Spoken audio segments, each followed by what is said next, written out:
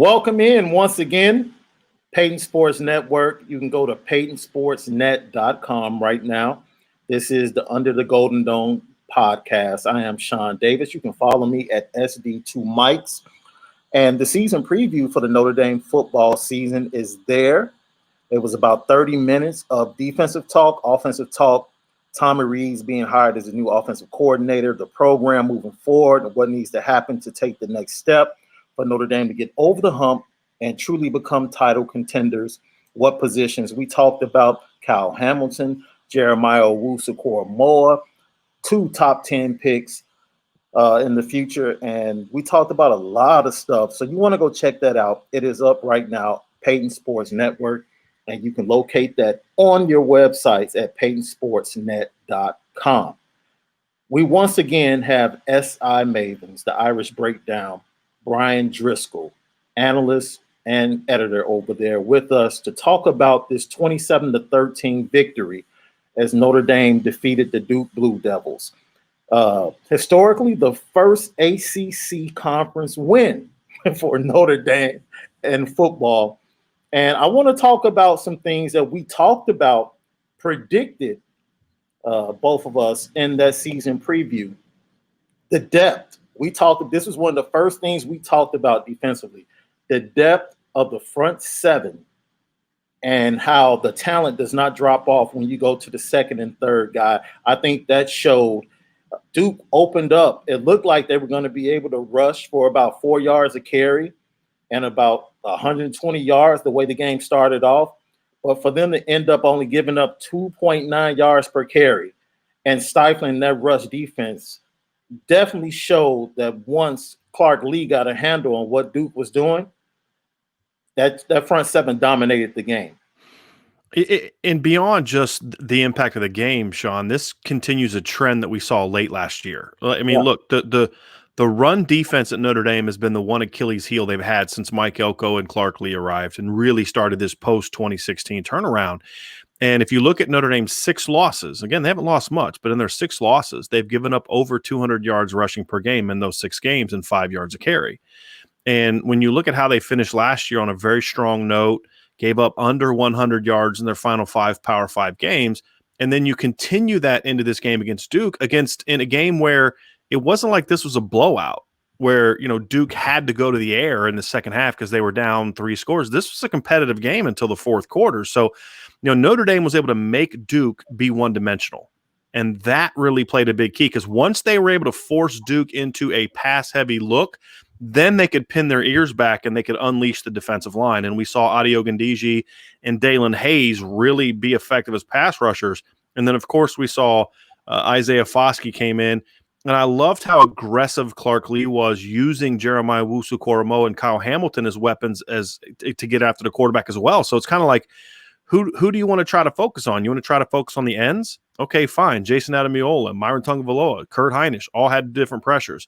If you want to focus on the ends, fine. We'll blitz Jeremiah Owusu-Koramoah or we'll bring Kyle Hamilton, looking at it from a Notre Dame standpoint. So to have that many weapons on defense and to be able to shut down the run game without committing extra resources to the run game was huge because then they could focus those resources on the pass game. So it was a great first step for the Notre Dame defense, which, like you said, did bend a little bit early, but by the time they got to halftime, you knew Duke wasn't going to be able to score enough to win the game. And we talked about the great players. One of the other things we talked about is just being super excited about watching Jeremiah Owusu-Koramoah play along with Kyle Hamilton. And the first 3 series, they both showed why. We said on the season preview that they are future top 10 picks in the NFL. You talking about guys in the defensive backfield and at that linebacker position that fly around, disrupt, pressure the quarterback. Kyle Hamilton seems to, the time on his blitzes in game 1 against Duke, that was something he didn't have last year. I think he got better at that. Had an interception attempt or a possibility there in the first drive and was upset with himself that he didn't get it. He was around the ball all day long, along with Jeremiah Owusu-Koramoah. Let's talk about those 2 guys. And once again, what Clark Lee has in those 2 guys and how it can play into how they will attack and cause this defense in that front seven to be able to attack and dominate teams, starting with USF this weekend. So when you look at Clark Lee's first two defenses in 2018 and 2019, they were a very not basic from. I mean, they asked their players to do a lot, but it was very basic from the standpoint of, your linebackers were going to do certain things, your defensive line was going to do certain things, and it was a defense that was built around the line, and it was a very strong line. That's where your best players were. And in the secondary at safety, you had really smart, heady players in Gilman and Elliott. You had good, heady linebackers, but you didn't necessarily have those elite athletes on the back end. Yeah. And then last year, Jeremiah Wusu was a first-year starter. He'd never played a snap of defense before the Louisville game last year. So you didn't necessarily want to throw a lot on his plate last season. And so now you go into his second year as a starter, and then now year two of Kyle Hamilton, who has developed and is a not just a great athlete, but a high IQ player. You put more on their plate, which now makes it so much harder for the defense to defend. So now you saw Clark Lee get a little bit creative, which we didn't see him get overly creative the first 2 years because he didn't have to. I mean, this isn't a criticism or a knock. He didn't have to be overly creative with how good his defensive lines were the last 2 years. So it's just another example of Clark Lee knowing his personnel and building around the strengths of his personnel, which is what great coaches do. But I liked how he used those two together. There were times they blitzed or were on the same side of the field and attacked from the same side of the field. And there were times where they attacked from opposite sides of the field. And if you're not sure where those two are going to be on any given snap, or whether or not they're blitzing or rushing, or they're defending the run, getting the perimeter, dropping in coverage, it's hard to defend. And they're so athletic and they're so rangy that they don't have to show their blitzes to blitz, and they can show blitzes and drop effectively. Not all linebackers and safety are athletic enough to come up on the edge and still get underneath an outcut or a curl route. These guys are. And so it just gives them so many opportunities and so many options to be able to attack opponents with. And it gives them another explosiveness level that's even beyond what they've had. We haven't seen guys this explosive on defense since 2015 with Jalen Smith. You're talking about having two guys on the field that remind me of what Clemson and Brett Venables has had in Isaiah Simmons the last 3 years. Guys that can do everything. You have to look as an offense, as a quarterback, and ask yourself, where are they on the field right now before I hike this ball? And that elevates everybody else, in my opinion. Like when you have guys like that, they make it easier for everybody else on that defensive unit to go and make plays. So I'm ultimately excited. You talked about Isaiah Foskey. He had free runs at the quarterback, and he made great pass rushes and counters also. So the growth in him and the development in him from his freshman year, we saw, especially in that Stanford game at the end of last year, we started to see some of the promise that was heard when he was being recruited out of California.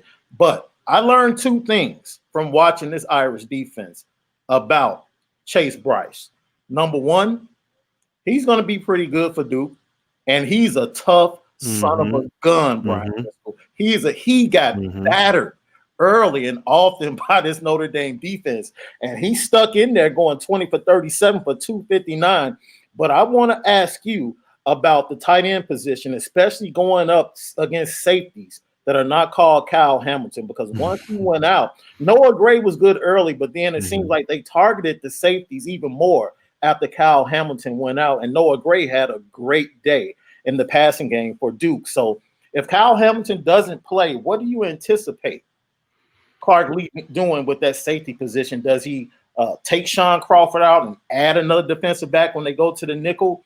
Does he go to more of a traditional defense? Because they stayed in the nickel a lot last week because of what Cutcliffe likes to do in the passing game. How do you foresee them attacking USF?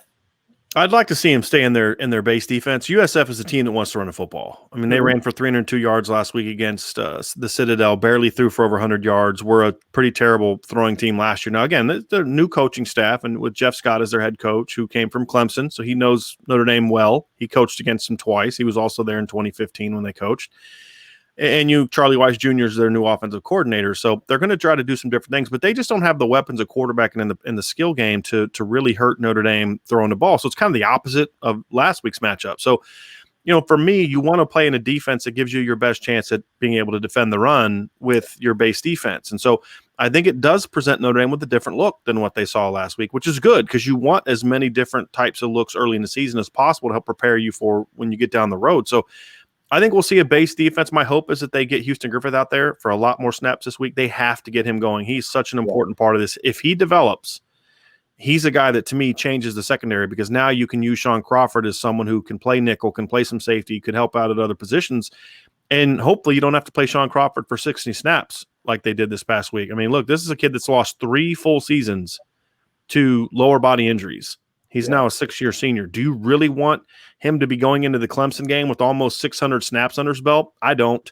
I want him to be able to be healthy for the full year. But other guys have to earn those reps. You can't take Shaun Crawford off the field if you're not confident that Houston or DJ Brown are going to make those reps. And we saw, for example, on the long pass player in the game, DJ Brown really didn't play that well. That particular play well, and people wanted a pick play, but my thing is the DB's got to play the ball better if you're going to get that call. And if you don't play the ball better, you just kind of run into the tight end, you shouldn't and you're not going to get that call. So if Kyle Hamilton doesn't play, I think it could end up being a blessing in disguise because, number one, you need to get him healthy. You cannot have him having a lingering ankle injury all season. And number two, you have an opponent that honestly you don't need Kyle Hamilton to dominate this opponent. And if you do, there's a much bigger issue on this football team than just the safety position.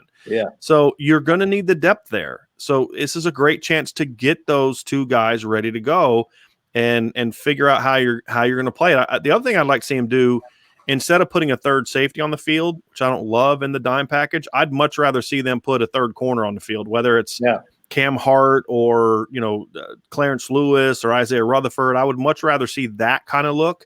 I would also like to see them get rid of the third linebacker because they're running like a 3-3-5 type of dime on Saturday.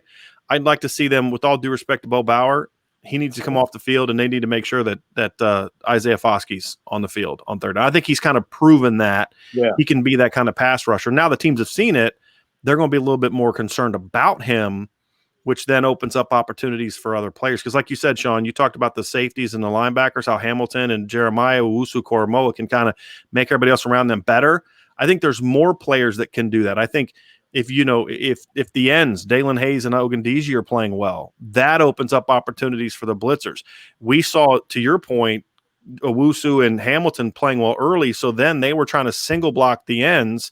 And that's when in the second half, Dalen Hayes and Adi Ogundiji started just collapsing the backfield almost every time they drop back to throw it. So they play off each other. And that's such an important part of having a great defense. You can't just have 2 guys. You have to have a lot of depth. And a lot of the focus is going to be on the 2 we've talked about for good reason. But it was the play of several players on Saturday against Duke that made me think this defense could be as good as we hoped it could be. One of the things we also talked about in that season preview, once again, you can go to pagesportsnet.com and see that full season preview, offense, defense, the hiring of Tommy Rees as the offensive coordinator, and what Notre Dame needs to do positionally to get to the next level, get over the hump to be a title contender. You can go find that at pagesportsnet.com right now. Once again, Bryan Driskell from the Irish Breakdown on Sports Illustrated joins me. One of the things we talked about as well is looking forward to seeing if Tariq Bracy could take that next step at the defensive backfield, which on the defense was the biggest question, I think, for both of us, what we had back there, even knowing that Kyle Hamilton was a great player. What do we have with Nick McLeod coming over from North Carolina State as a transfer? Can Tariq Bracy become that number 1 defensive back and lock people down man to man? I think he showed on Saturday that he has those capabilities. His greatest strength has always been his technique. He's been a really good technique, not a flyer, not super fast, technically sound, and he competes. That's what you want at a defensive back. You want a guy that can compete regardless of what his 40 time is. And he showed to me on Saturday that he's ready to take that next step. Of course, he's going to, when you start to face North Carolina, Clemson, faster receivers, better receivers than probably what he saw against Duke.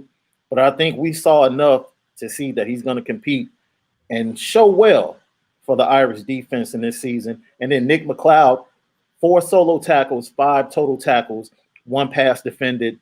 Early on, they got him with the back shoulder throws. But then as the game went on, he seemed to fit well and solidify himself at that number 2 cornerback position for Notre Dame. Yeah, I think for Tariq Bracy, I mean, honestly, we've seen the flashes of him being a really good cover player going back to his freshman year. I remember the Pitt game when Julian Love, or excuse me, Troy Pride was out. He had got hurt, I believe, the week before. And Dante Vaughn got to start, and he had some struggles early in the game. They put Tariq Bracy in, and he locked down. And then later in the year, they went to him against Florida State. And Florida State challenged him. I think they went 0 for 6 on attempts. And then he played very well against Georgia last year. But then we'd have games like Virginia where bigger players could outmuscle him. Yeah. Because he's a guy that needed time to develop. He's a skinny kid.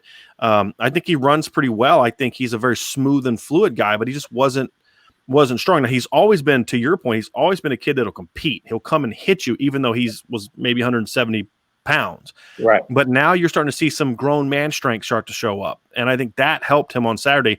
The key for him this season is just going to be consistency, Shaun. It's we've seen him play like he did on Saturday before. Now we saw maybe a stronger version of that. But now can he do it week after week after week? And to your point, it's great that you did it against Duke, who has solid receivers. But you're going to get a different kind of test when Louisville comes to town and Florida State comes to town, if they have any receivers left with what they're going through right now. When Clemson comes to town, when you travel to North Carolina, a lot of Notre Dame fans don't know a lot about North Carolina, and they know Sam Howell and Mac Brown, but they've got a couple receivers, De'Ami Brown and Daz Newsome, that are electric. Yes. And that's going to be a test. So they're going to have plenty of tests. And so he's going to have to be up to it. And, September, maybe not as important to me, but when you start getting in October, November, you're going to need to see Tariq Bracy be able to kind of repeat that performance week after week after week. And, Nick McLeod, I thought, did a really good job of using his size and physicality to negate the fact that he doesn't run overly well. But he's seen a lot of these guys before, coming over from NC State. So he's seen a lot of these receivers before. And Notre Dame has film of how he matched up in those games. Yeah. Which can be a challenge sometimes when you get a guy from a grad transfer. So they know how he matches up against some of these guys. So I like what I saw from him. I think this weekend's game, however, Shaun, the important thing from this weekend's game, more than anything else, is getting some of those younger players opportunities to step into the spotlight and perform. And I think we're going to see a lot of the third and the fourth corner getting action this weekend, especially early in the game.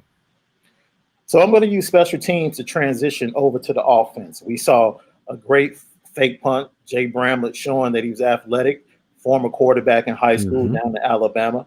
Great call. I think it showed. If that didn't show the confidence that Brian Kelly has in his defense at that time in the game, Duke had control of the game. And the transition is, at that point, I think in first quarter we had, 29 total yards or something like that. The offensive line, which we wanted to see, and we thought they had the talent and capabilities to be elite and be dominant for this team. I think they began to wear on Duke as the game went on, and as Tommy Rees was able to adjust against what they were trying to do. I do want to give kudos to Tommy Rees for making adjustments and using the screen game. They had one big screen of Kyron Williams that got them down in the red zone, and they barely missed another one that would have been another big play. He might still be running. He might still be running wide open. Chris Tyree and the special teams pleasantly surprised. He's going to break a couple this year. I'm convinced. I saw enough on Saturday to say this kid is going to. I'm going to disagree with you, Shaun, because after he breaks one, he's not getting kicked to again. We're going to shut it down, huh? Yeah. I can say I'll take it at the 35 as opposed to letting this kid take it back to the house for 6. Absolutely. I also saw kudos to Tommy Rees and Brian Kelly for pulling his tail out the game when he gave up that sack early in the first quarter and missed his assignment on that blitz to the left. Come sit next to me, take a quarter off or take some time off, get your head on straight, and then we'll put you back in the game. But the biggest question offensively, we had the offensive line and then Ian Book. Mixed messages for both. Struggled in the first half, and they both came on in the second half and played a little bit better. But I want to go to a play. If you go to Irish Breakdown, you'll see Steve Berline talk about questioning the play call once they got that big play to Kyron Williams to get them in the red zone there in the second quarter, which at that point in time would have extended the lead and allowed them to get the ball at the beginning of the second half and then go and stack more points to be able to extend that lead and basically take Duke out of the game early in the third quarter. Mm-hmm. They call a pass play right after that play instead of running the ball and establishing a run. Steve Berline said that was probably one of the worst play calls that Tommy Rees could have come up with in that situation. Expand on that, why it was a terrible play call, and from an offensive coordinator's mindset, what should you go to after a play like that? I think Steve's point was he wanted to see them take that ball and just run it down Duke's throat. He thought that was the time where you needed to have a statement drive, and then on next play, you spread it out, you drop back and you throw it. They had a 2 tight end look, but they tried to throw a corner. They tried to look at a corner route to Michael Mayer with a slide. So it's basically like a condensed smash concept. You're trying to get the same concept there with the corner and the underneath flat route. And then you've got Tommy Trumbull coming across on a drag route as sort of a check down player. Duke had it game planned. I mean, they played the corner route perfectly. The outside player defended the slide route, and then they had another guy sitting right in that window to defend the crossing route. So the thing I didn't love about it is I'm not a huge fan of running that concept into the boundary in the red zone, that close to the end zone, because you just don't have as much room to work as you would with more field, where maybe if that guy plays tight, you teach your receiver running the corner to maybe take it over the top a little bit. You can't really do that in the red zone. Number one. And number two, I felt like they ran that play out of a pass look as opposed to something maybe like a play action where you get that guy to drop down. So there just were a lot of flaws, I think, with the design, which is going to happen. I mean, this is really his first real game calling plays. I mean, last year he was still kind of running the chip long offense, and it was a bowl game. It's just a different situation. You had Chase Claypool and Cole Kmet that he could design stuff around, which is a little different animal. So I wasn't as frustrated by it as Steve was. I mean, I think Steve was right in that it was a bad play call, but I expected a couple calls like that on Saturday, to be honest with you. Now you just got to see if Coach Rees can learn from it. My bigger issue, honestly, was look, I've called plays before, Shaun. Any play caller that's ever done it for more than 2 plays is going to tell you I've made some bad calls in my career. Sometimes they work out. I've made calls before where a guy made a great play, and if I look back, it shouldn't have worked, but my guy made a great play. And we've seen that with anybody. And then sometimes you make a great call and it doesn't get executed correctly. And the key, one of the great things about having a veteran quarterback is supposed to be that when you make that bad call, he knows, okay, I'm going to protect us. It was a bad call. They played it perfectly. Throw the ball away, tuck it and run, something like that. But to see a third-year starting quarterback that came into this game with 23 career starts under his belt, lock in on the crossing route and have no awareness that alley defender was standing right there in the lane is just something that's not acceptable for a player like this. If Chase Bryce would have made that mistake, I'd have said, yeah, the kid's been a backup his whole career. You expect him to make a mistake like that. For Ian Book to make that mistake, which is a mistake we've seen him make far too often, you can't do that, because it reminded me a lot of the Virginia Tech game in 2019, where you had 2 red zone interceptions, including one where he just threw it right to a defender. If you remember, and you can get away with it beating Duke and Virginia Tech when you make those mistakes. But those are the kind of mistakes that get you beat against Louisville this year. Those are the kind of mistakes that get you beat by Clemson and Georgia, and teams like that. So that was the discouraging thing for me. Is he made a bad call. So you know what? David Cutcliffe made some bad calls. Not many, but he had a couple calls. You're like, that he probably thought they were going to do something different on that one, and it didn't work out. You have to have a quarterback that's not going to make the bad call worse by forcing a ball into coverage and not reading it out. And that was, to me, the bigger issue for me than the bad call, because this is not the last bad call Tommy Rees is going to make. And if Tommy Rees becomes the best offensive coordinator in college football, he's still going to make some bad calls from time to time. That's just part of the deal. But you have to trust your quarterback enough to know that if I make a call and they play it right, you're not going to compound that by not reading it out and forcing a ball into coverage, and you kill a drive. At the quarterback position, I think one of the traits that's vastly underrated, people talk about arm strength and whether or not you're accurate and whether or not you can use your feet to get out of trouble or get yards in the running game for your team. Anticipation. Mm-hmm. And at this point, as a Notre Dame fan, it frustrates me to look at Ian Book and still not see the anticipation that I think you need to have as a quarterback. I think that deals with his footwork a lot in the pocket. He dances a lot unnecessarily. I think early in the game, Chris Rumph and Derek Tangelo definitely disrupted that offensive line and what they were trying to do and put pressure on them. And Duke did a good job of just stuffing the run game early and then pressuring and blitzing from the backside. And like I said, Chris Tyree missed a blitz from the backside. Ian, I thought, could have checked out a couple of plays because of the front that Duke put up there. I think it was easy to see, like, let's go to something else. I really would like to see us use, instead of the crossing route to go against man-to-man, look, put your guy out there man-to-man and run a slant. Mm-hmm. Like, you got a guy out there, especially when you put somebody like Braden Lindsey that scares defenses as far as over the top. You know what? 5 yards, put your foot in the ground, get inside, throw it on time, and get the first down on 3rd and 5, 3rd and 6. But his anticipation, for me, is not at the level that it should be. You talked about the Lawrence Keys play, where if he had just anticipated Lawrence Keys coming open on the backside of that pass play, when there was a little pressure getting ready to come through, but if he anticipates that and puts the right touch on the ball, and he missed Lawrence Keys again on another crossing route later in the game, where he just overthrew him and the touch wasn't there. Those are the type of things that I don't care. I don't need to see the talent that's there for Justin Fields or Trevor Lawrence. I just need you to develop in your anticipation and knowing the playbook and being able to see those things you talked about that led to that interception in the red zone. Is that something that, are we at a place where we just have to accept who Ian Book is as a Notre Dame fan base? Or can we say, you know what, in his senior year, there's still room to grow when it comes to anticipation? You know, for me, Shaun, let's talk after the Florida State game. Yeah. You know, I think that gives us 2 more games plus the bye and then the prep work for Florida State. Because, look, the concerning thing for me, to your point, is that this is stuff we've seen before. Yeah. And that was the concerning thing for me. But then I also got to remind myself, you know, Trevor Lawrence last year threw 5 picks in the first 3 games, including 2 against Syracuse and 2 against Georgia Tech. So, you know, early in the season, you're still kind of finding your own way. You know, they don't have scrimmages and preseason games like they do in the NFL.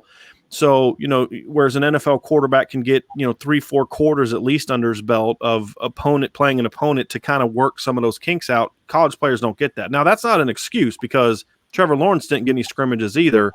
And he came out on Saturday and went 22 of 28 for 351 yards. Now, you know, Ian Book's not Trevor Lawrence, which makes what you're saying even more important, you know, because he doesn't have the God-given physical ability of a Trevor Lawrence or a Justin Fields.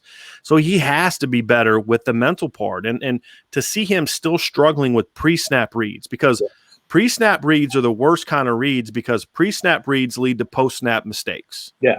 Whereas if you make a bad post-snap read, you can still kind of, okay, I'll hit my check down. But when you're reading it out wrong from the beginning, it doesn't work out really well a lot of times, especially when you're playing a good team. So those 2 things to me were problematic, and the fact that he just couldn't find a rhythm. And there's a lot of talk about the offensive line and some of the issues with the pass rush. Well, we knew that was going to happen. You with Chris Rumph and Victor DiMicchigi on the outside, Derek Tangelo on the inside, you knew there were going to be plays where they got pressure, especially off the edges. You have to know when that happens, climb the pocket, step into the pocket, and keep your eyes downfield. You talked about Chase Bryce. I talked with an NFL guy today about Chase Bryce, and he said the most impressive thing that I saw from him is that kid took a beating. But when he was getting hit, he never took his eyes off the downfield. And I think of the play early in the game where Jason Adamiola almost sacked him. He gets out of the sack, and as soon as he resets his feet, he snaps a ball off on a crossing route for a 10-yard gain. We don't see Ian Book make those plays because once he feels pressure, he gets his eyes down, and it's focused on the pressure. Yeah. And he's got to do a better job of, okay, I know what my offensive linemen are doing. It's a basic mic protection. So if those guys come off the edge, they're going to ride those guys outside. I got to step into the pocket and either A, run, or B, keep my eyes open, step up, slide, and throw the ball. Yeah. And it harkens back to the Clemson game. When you look at the second drive of the game against Clemson, you know, the Clemson, they run a post route against man coverage. Miles Boykin beats the corner. And if Ian Book simply makes the same throw against Clemson that he made against Pitt in the fourth quarter, it's 7-0 Notre Dame. Now, Clemson came with a wide rush on the outside, and all Ian Book has to do is climb the pocket like every quarterback is taught and reset his feet and snap the ball off to Miles Boykin, and it's 7-0 Notre Dame. Instead, he puts his eyes down and starts to run, gets stripped, sack, strip. Clemson gets the ball at midfield. Now, all of a sudden, they're going down for a field goal. That's a huge momentum changing game that in a game like that, that'll get you beat. Against Virginia Tech, you'll still be able to come back and beat them because you have better players. Against Duke, you can still win by 14 points. So he's got to start making those plays against teams not named New Mexico and Bowling Green and 4-8 Stanford and Iowa State. And so that's what I want to see. But I also don't want to start assuming he's that same guy because it was just the first game. So am I concerned? Yeah. Do I need to see immediate improvement? Yeah. But I would say the same thing, Shaun. If he comes out on Saturday and he looks like $1 million and he looks like a Heisman Trophy winning contender, I'm going to have the same reaction because it's South Florida. They won 4-8 last year. This is the kind of game we expect him to look great in. Right. But let's see him do it, when we get through the Florida State game. Because for all of Florida State's struggles offensively, they got a really good defense. Yeah. And he's going to be challenged in that game. Under the Golden Dome podcast, I am Shaun Davis. You can follow me at SD2Mikes. Instagram and Twitter. Have with me Sports Illustrated's Irish Breakdowns, Bryan Driskell. Brought to you by Peyton Sports Network. You can go to PeytonSportsNet.com and check out all the content right there, especially the Under the Golden Dome season preview of the 2020 Notre Dame football season. Now, I want to talk about one thing we laughed about on that season preview. Go check it out, people. I asked you, we keep hearing about Ben Skoranek, the transfer from Northwestern, and how wonderful he is and how much of a culture guy he is. And my question to you was, does that say something negative about the rest of the youngsters at the wide receiver position? And you talked about the culture, and you talked about that's the type of guy Brian Kelly likes. Mm-hmm. And I never wish injury on anybody. So that's not what I'm saying here. Mm-hmm. But I think a good thing to see was to see the young receivers of Notre Dame get opportunity after Ben Skoranek came down with a hamstring injury. Mm-hmm. Do we see Joe Wilkins make the great tippy-toe catch on the left sideline? And do we see possibly Jordan Johnson being able to step forward? Braden Lindsey is supposed to be back this week. And do we see him become a part of the passing game? We saw Michael Mayer as a young freshman at the tight end position splash. And if he's going to be the counter to what Tommy Tremble already is at that tight end position, how that now opens up the middle of the field and causes safeties not to be able to be so aggressive in the box with the Notre Dame run game. And that gives Tommy Rees a lot of options as he goes throughout the season for this offense to be able to attack teams. So with all of that being said, is it beneficial, the injury to Ben Skoranek? Does it put Brian Kelly and Tommy Rees in a position that they might have been comfortable with and said, and puts them better yet, puts them in a position to say, you know what, let's go out and use these young guys. We're forced to use these young guys and put them in positions to be able to cause us to use their talents, use their gifts, and call plays according to that, rather than just sticking to what we know. I hope so. Because here's I think it even goes further than just getting the young guys ready, Shaun, which I agree with. We need to see Jordan Johnson. Like, Notre Dame's the only team in the country that can land a guy like Jordan Johnson and Xavier Watson, not play him against Duke, and have some reason why, traits or whatever other reason that, that they're not playing. I mean, they need to play. Simple as that, right? And I'm not saying they need to be like your go-to guy, but I love what Ohio State and Clemson do. It's like, okay, this kid is getting at least 5 snaps in this game, or this kid's getting at least 10 snaps, and we're going to get him the ball at least once, to try to kind of just get that first hit under his belt, kind of even thing. If it's a bubble screen, right? That's right, exactly. I don't throw him a hitch screen look. I don't care what it is, but get him that opportunity and get him that time. Because do you really want his first experience to be going to the Florida State game, or Louisville, or Clemson? I don't think you do. I think the other thing though that troubled me is, on Saturday, it was clear from a personnel standpoint that they had those guys on the field because they wanted to block. And when you watch them, a lot of their run plays, Shaun, they were not running RPOs. They were just receivers blocking downfield. Yeah. And which makes sense if you're going to go with bigger receivers, then you need to do that. But that is going to limit you in a lot of instances because the way teams play now, safeties and linebackers are just, they're too aggressive to be able to consistently block with your receivers, which is a big reason why so many teams do RPOs is, yeah, we can block that guy, sure, but he's now clogged the lane. And even if we get a body on him, he's still now in the lane. Whereas an RPO says you want to step down in the lane, that's fine. We're going to bang a 12-yard in cut behind you. Right. Well, you're not afraid of that if you're a defense, if it's Ben Skoranek on one side and Javon McKinley on the other side. You're just not. Ben Skoranek is a culture kid, and from everything I've heard, he's a good kid and a hard worker and all that. And that's all great stuff. And I think there's a role for Ben Skoranek in this offense. But it can't be as your boundary player where you had a second and a third round NFL draft pick the last 2 years. Yeah. It needs to be as a guy that you move all around. And so with him out, and again, it's unfortunate for him, and I never would wish an injury on anybody, but if he is out now, right? So number one, you get Javon McKinley in the boundary where he needs to be and where he belongs. Now maybe you start getting him some work, some of those back shoulder throws, some of those out cuts, some of those things he does well. And now you put more athletic players in the field because Joe Wilkins did some good things on Saturday, but I still felt he was miscast a little bit as a boundary player because he's not a real big kid. And he's a guy that, to me, needs to be more in space. Now, he made some big plays, but he also got jammed up at the line of scrimmage a few times because he just doesn't have he doesn't have that Miles Boykin, Chase Claypool, Javon McKinley, grown man strength, to really do that. So you're not going to press him to the field as much and if you do, he's got more room to work. So I think there's some benefits to that as well. And of course, you get Braden Lindsey back, and they need to figure out ways to get at least one of the two freshmen, Xavier Watts or Jordan Johnson, on the field. And I wouldn't be surprised if we see some Xavier Watts this weekend. And Shaun, I was very high on Xavier Watts coming out of high school, and I've heard some good things.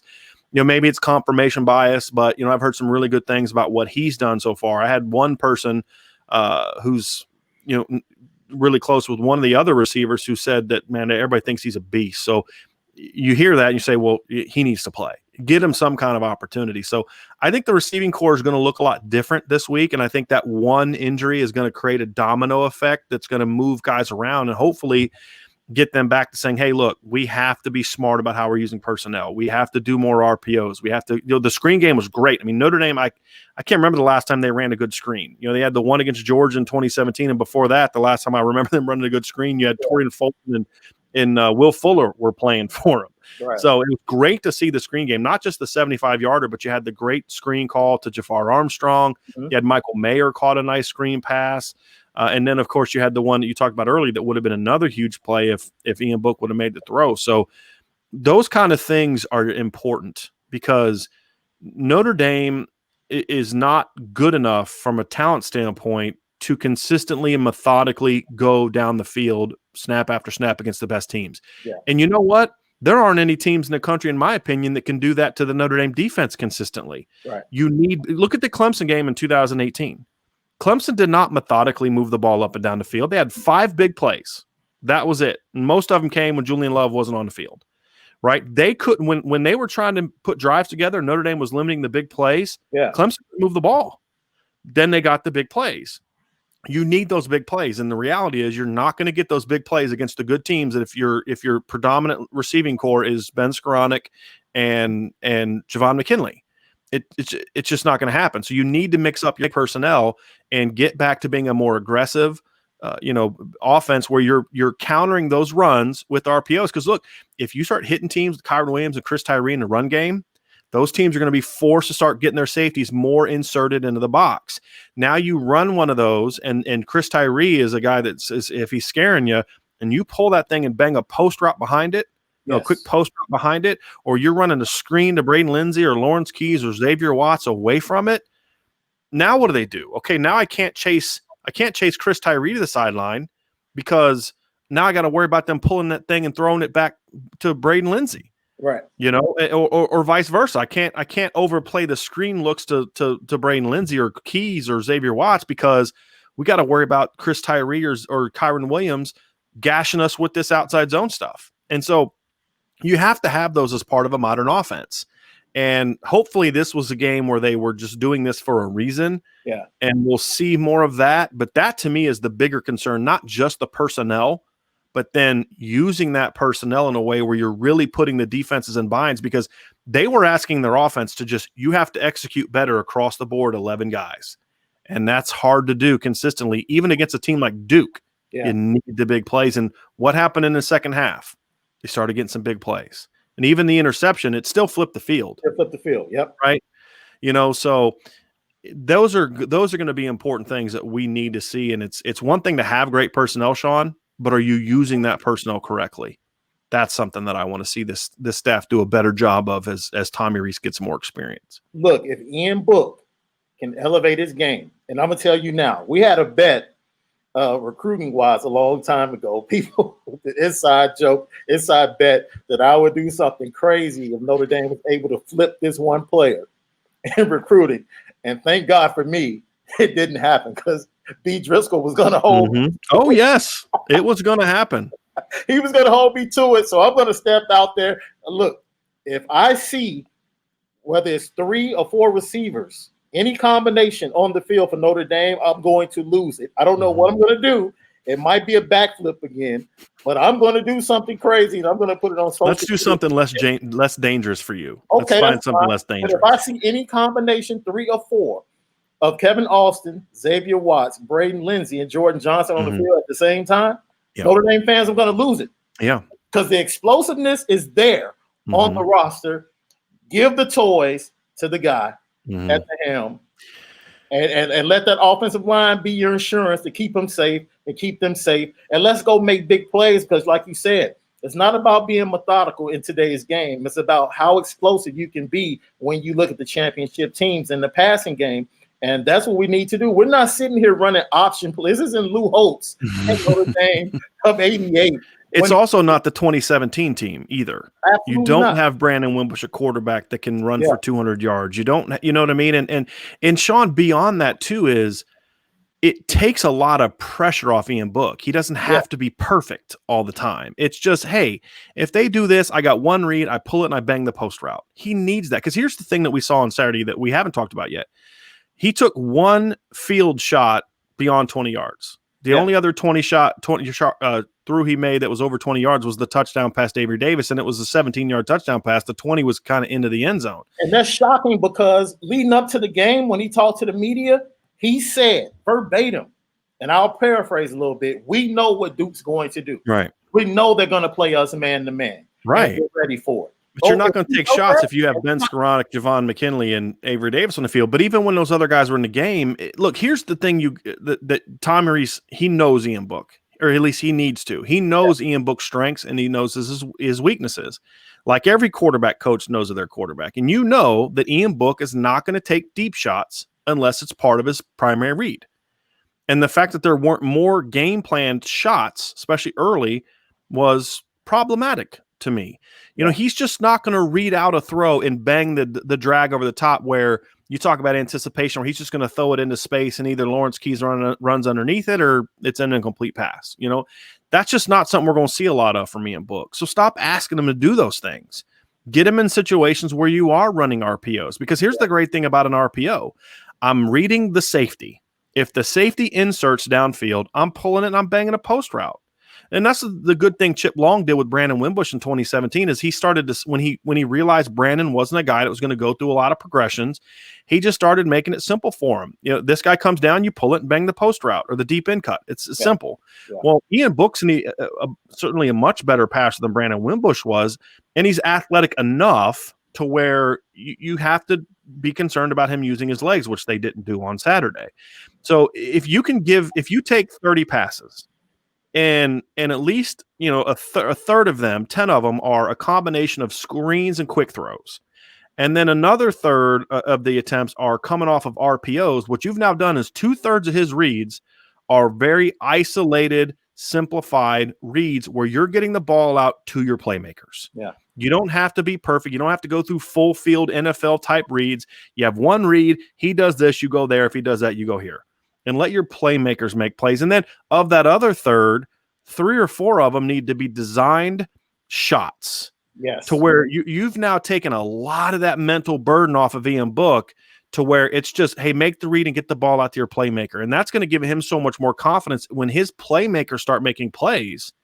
he's going to be like, okay, you know what? I don't have to be perfect all the time. I just got to read this thing out and get it to Braden or get it to Tremble or get it to Mayer or get it to Xavier Watts or get it to Jordan Johnson or get it to Javon McKinley on a back shoulder throw into the boundary where he's now more settled. Or I'm just going to swing this ball out to Chris Tyree in space because I know if he gets the ball in space, he may get tackled for a 2-yard loss or he make that guy miss and run for 80 yards.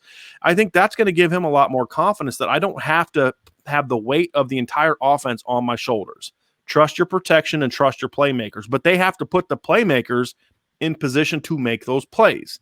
And I hope that this weekend is a good opportunity for them to start doing that since you are playing an inferior opponent, but an inferior opponent that has at least one really good defensive back in KJ Sales. So if you're making plays against this secondary, it's going to be a really positive sign as you start playing teams that are better with all their all-around talent. Under the Golden Dome podcast, Shaun Davis. Go to PeytonSportsNet.com right now. We're brought to you by Peyton Sports Network. It is my guy from Irish Breakdown, Sports Illustrated, Bryan Driskell, with me once again.